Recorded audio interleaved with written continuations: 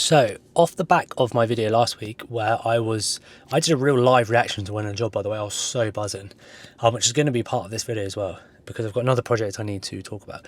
Anyway, off the back of that, I carried out the pre-start meeting for that job this morning, where, reality hits. You get the buzz of winning a job, everyone's excited, and then the reality hits, you go to the pre-start and you're like, okay, let's actually deliver this job now.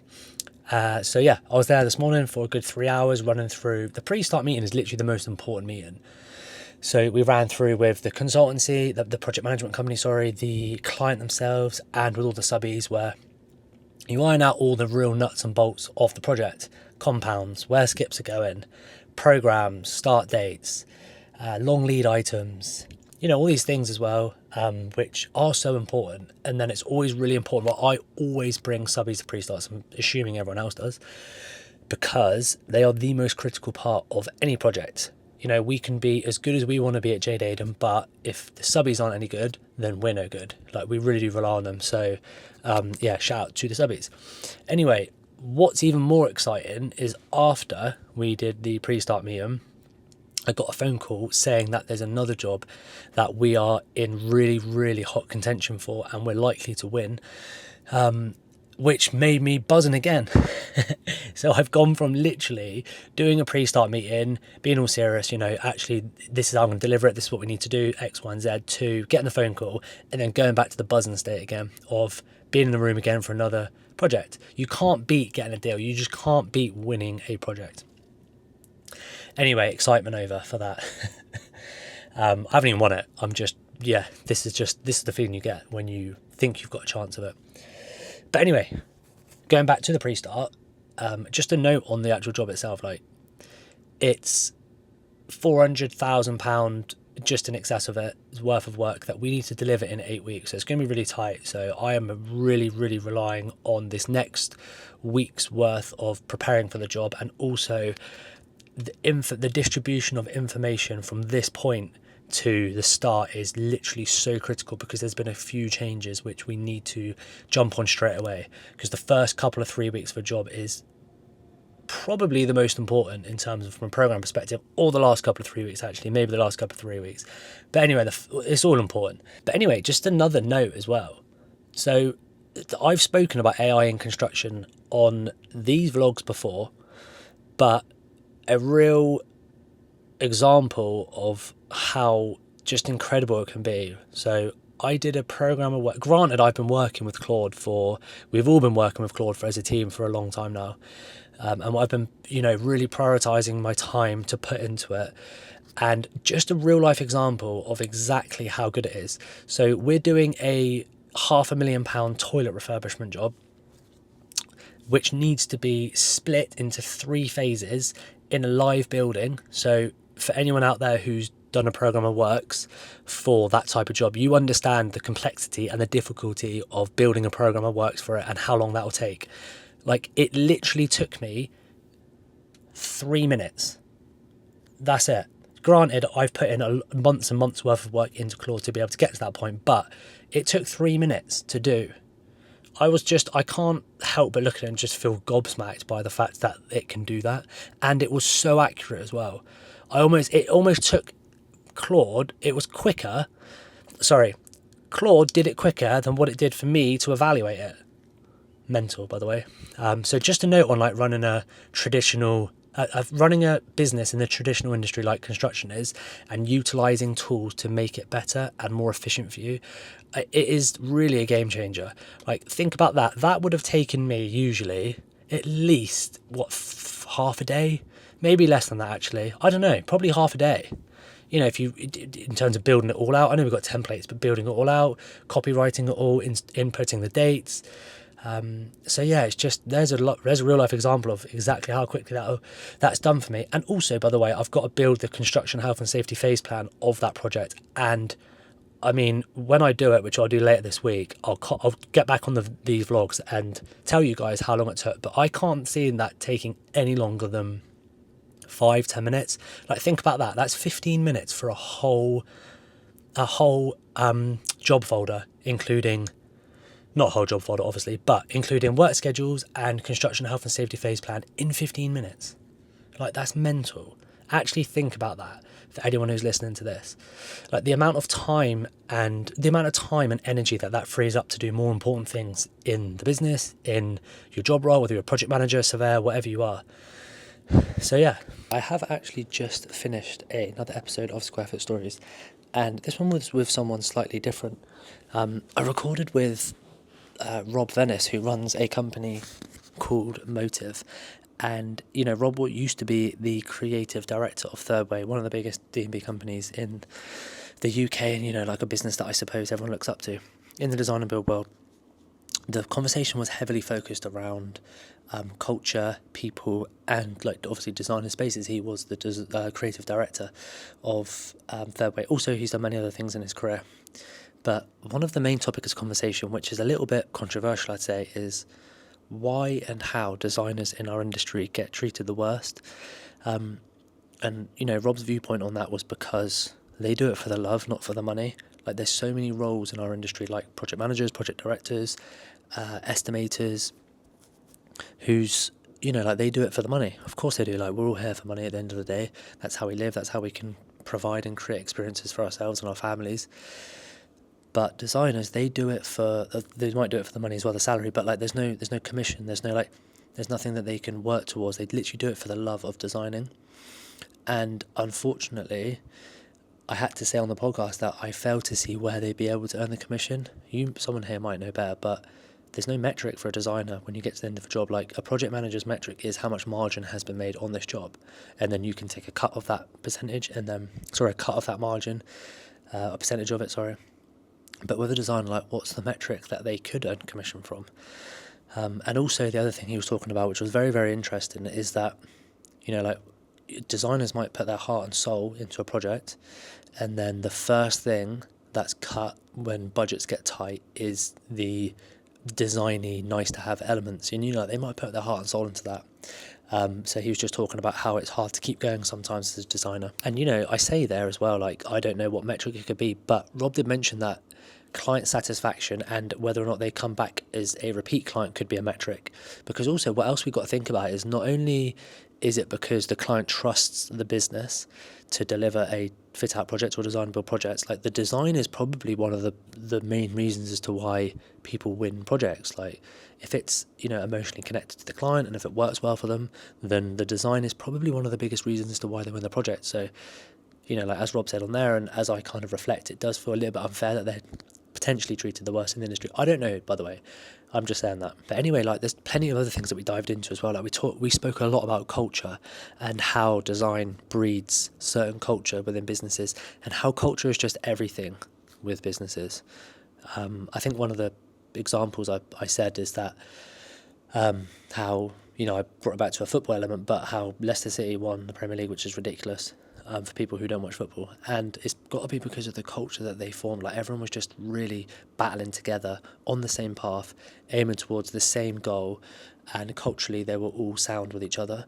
And Rob was just telling me about how design really, really is influential for that, and that can really be a pivotal part on how well businesses are run and how businesses do it. But at the end of the day, is we aren't anything without the team behind us. So hiring right is literally so important. Which obviously that might sound obvious to some people, but until you're speaking to somebody who's worked in how a design can breed a certain type of culture and how that can be detrimental to the business and the space and the workplace and the employees that work there, it really does become a little bit more apparent, if that makes sense. And then it just made me reflect on hires that we've had recently and how strong they are culturally, and also how they fit so well with us. That whole episode was quite a reflective episode, because as Rob was talking about it, we were touching on points that you don't really think about too much whilst you're in the day-to-day of running a business. As sad as that sounds, it's so focused around delivering a good service, delivering a good project, ensuring you make money as well, because that's what businesses are here for. But Rob really brought that emotive side of it, I suppose. That's why I love this podcast, because you end up talking to people who specialise in different niches in the industry, and it makes you understand things on a completely different perspective as well, because we all get so caught up in the day-to-day of running a business and delivering projects and getting on to the next project, and there's always something next, but that episode has almost made me stop and reflect, which I don't do a lot of the time, by the way. I'm always on to the next thing and the next thing and the next thing. You know, always trying to achieve something else and something else. But, you know, like sitting down with Rob and really calm, relaxed guy, great guy, by the way. Like, I'm so happy that we managed to tie this podcast in. And he's doing some great things in the industry. So, like, please do check him out. Rob at Motive is his business. So please do check him out if you're in the design and build industry and you need a bit of design direction, I suppose. Okay, what makes us strong and trusted? So over 20 years of specialist commercial experience. So we've got over 2 decades delivering commercial fit outs, mezzanine floors, partitioning solutions. We're safe, contractor accredited. We're a family run business with a personal reputation to protect on every project.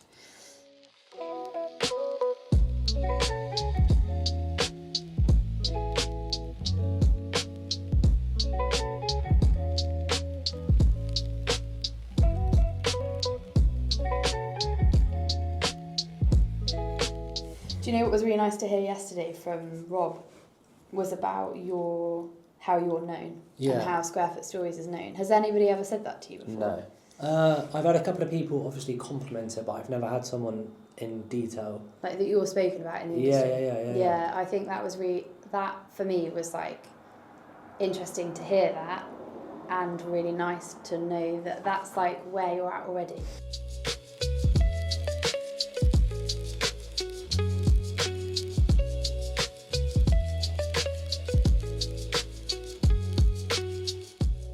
I wanted to quickly catch up actually about a couple of things that have happened over the last couple of days from a really positive perspective actually. I recorded with somebody on the podcast a couple of months ago and I had such good energy off the back of it, like similar age. He operates predominantly in London. He runs a project management company and he's come from a tier 1 consultancy as well. Big, you know, like he's a big player in the industry, the consultancy firm that he worked for before. I actually think it was a family business of his, I'm not sure. I should know because I recorded the podcast with him. Anyway, off the back of it, I had such good energy and like we really vibed, to be honest with you. So I just thought, let's figure out a way that we can potentially work together somehow, like to benefit both of us as well, because it's the most important thing. So, you know, like we both went away, we both had a little think about what we can do, and then we caught up yesterday in London. So hot, by the way, I was literally sweating the whole time. But anyway, we've kind of ironed out a bit of a plan of attack. You know, like both of us have got things I imagine each other want, and it really does, you know, like specify the point that to grow in any industry or just to grow anything, you really need collaboration. Like you need to work with people, like you need to leverage people to be able to get to the next level, and that's ultimately what we're going to do. So there's big things happening there. I won't give away too much because we're still in planning phase, but there's going to be, you know, like series of panels being arranged and hosted by myself and the gentleman I'm talking to, or the gentleman I'm going to be working with, and then it just allows us both to get in front of people that we need to get in front of, and also we're creating video content around the back of it as well. So that's really exciting, that is. So that's going to be rolled out probably in about 6 months' time, because both of us are on the same page, whereby we don't want to do anything unless it's done properly. So this is a 6-month process to get this over the line. It's going to take a lot of planning, preparing, and then obviously strategically executing it as well. We've both got big parts to play in it, so that is really, really exciting. And ultimately, it came from the podcast. It just came from me messaging him, asking him to come on the podcast. It's just every single time something happens whereby there's an opportunity for growth within the business off the back of the podcast, it just makes me smile so much, because it's just essentially validation for me that the podcast works, that it's working. Because ultimately you still have doubts, don't you? Like no matter how many projects I received off the back of it, you still think, is it going to run out of steam? Or so like when something else comes in, it just gives me the gives me a bit of a kick in the right direction, to be honest with you. That's just me being open and honest about it. So that's really good. Another thing as well is I've just had a call with Wes, who came on my podcast again from the podcast. But anyway, enough of the podcast. That's what I drivel on about. But anyway, I've just had a Teams call with my man Wes, who has created a AI platform for the fit out and construction industry, and whereby he has managed to curate a platform where you can have multiple agents who are talking to each other behind the scenes, I suppose. Don't know what the tech term would be. But anyway, they are essentially going to be liaising behind the scenes on your laptop, taking, you know, like tenders through to Basically, it's going to have multiple AI agents that are going to, when you receive a tender, you're going to be able to have multiple AI agents who will be able to dissect the tender, dissect the drawings, dissect the BOQs, give you a BOQ actually. So in theory, like your input isn't required at all until you need to liaise with the client. It's all going to be done for you. Like it was really cool. Anyway, like I'm really open-minded about these things. Like we're already using certain elements of AI, like I said earlier, or in another video, we're using Claude a lot more now. Every single week we use it more and more and more. But there's limitations of it, obviously, and we're a specific industry, so someone who's created a platform niche to our industry could be the way forward, not sure. I'm open-minded anyway. He's actually coming, he lives in Dubai, he's coming to the UK to come for a second round on Square Foot Stories. So when he comes, we're going to dive into a bit more detail and just see, it might not be for us. It is enticing though if you think about it, like anyone who's trying to buy back their time essentially, because that's all we've got is our time. Like it's priceless in theory. If you were to value what people mean to the business or the amount of money that they cost the business in terms of the time that they're putting into things, it's it's astronomical sometimes. So if you can buy back that time, it is very precious. Anyway, enough of me rambling about that. There are two things that have really been positive this week for me. Both stemmed from the pod. Again, I'm going to mention it. The pod is huge and will continue to be huge going forward. I'm out. That's actually a good point. We need to have a bit more thought into, Luce. Is this Square Foot Stories, or are we doing this under something else? We're not. I think we release it as Square Foot Stories, but it needs to be.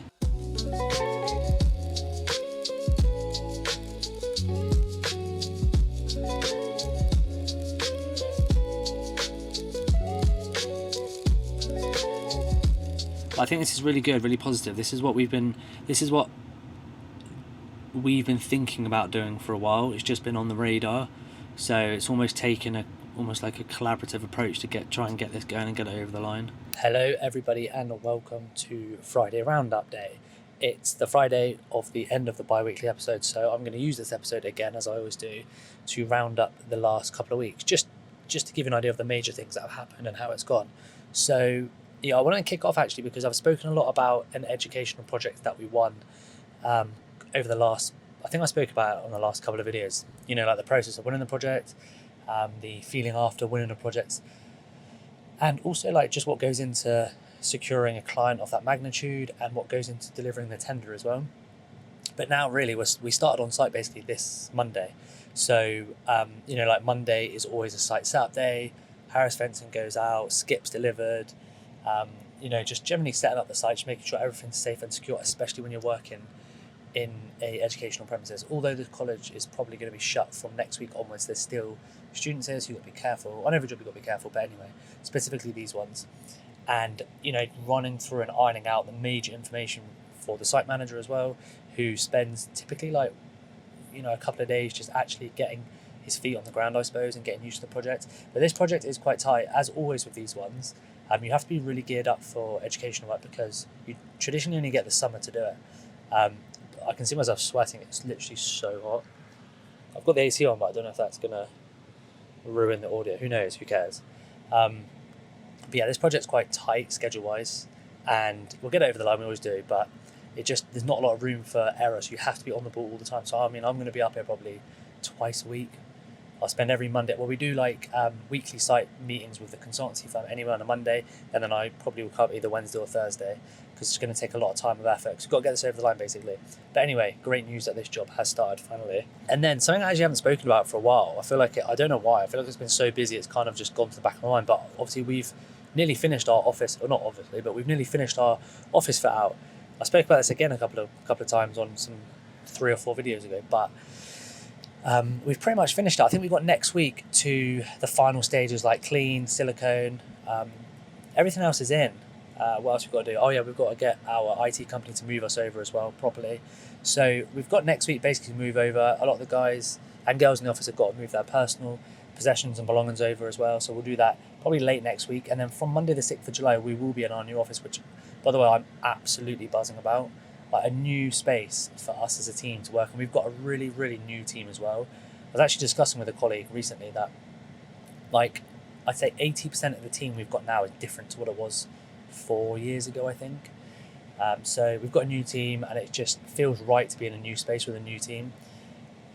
We've got some big plans as well going forward. So I will show you I don't have any videos of what it looks like now. We'll probably do a video afterwards and a couple of photos, but I will show you guys what it looks like, if anyone even cares what it looks like. I do anyway. Like, I'm really happy with that. I'm also really proud of it as well. Like, everyone's done a great job. We've all chipped in as a whole team to get it over the line as well. So everyone's felt included, and everyone's got things that they wanted as well, which is the main thing. A couple of other things as well to touch on. More from like a creative and content perspective. Like, I did a reaction video to the Rob Venice podcast episode I did, but I just wanted to cover that again. Like, it was so nice to sit down with somebody who's from the creative side of the design build industry. He was the creative director of Third Way, as mentioned, but it's just nice to get that perspective, because usually I get the project manager's perspective, the actual construction perspective, but it was interesting to hear it from the designer's perspective, because they really don't get a lot of credit once the project gets going. They get a lot of credit, in the early stages, in the pre-con stage, but once you get past that, like, they kind of get forgotten about. And he talks in, I don't want to give too much away because I want you guys to listen to the episode, but he talks in real detail about that. But it was really good to cover that with someone like Rob, because he's a fantastic guy as well, by the way, like, brilliant. And then just to finish it, like, we are very, very early on in this, but I met with Adam Green, who runs 94 Group Project Management Company, and we're looking to collaborate. I did mention this as well the other day, but me and Lucy have spent the last couple of days ironing out a bit of a plan that we can do a panel season, or a panel series, I suppose, which is a little bit different to what other people do. I know everyone does panel talks, but hopefully we're going to be doing it a little bit differently. And also, it's just going to showcase what collaborating with other businesses and companies and where that can get you to. Like, everyone needs to collaborate to get to the next level, whatever level that needs to be, and whatever level everyone's aiming to get to. Collaboration is so key. Like, for instance, in this sense, like, Adam probably needs us for something, and we need him for something, to put it bluntly, but also, like, he's young, and it's so nice to work and want to push forward with people who are of a similar age. It's almost like the next gen, I suppose. Nothing against people, obviously, who are of an elder generation, I suppose. But it's nice to work with people who are young and hungry, and sound like a similar mindset to me. But anyway, ramble over. 2 weeks out. It's been a lot more positive these last couple of weeks. The last couple of videos were, I don't know, it just felt like hectic. I felt under pressure from all angles. But we're always under pressure, and that's why we do it. I'm out.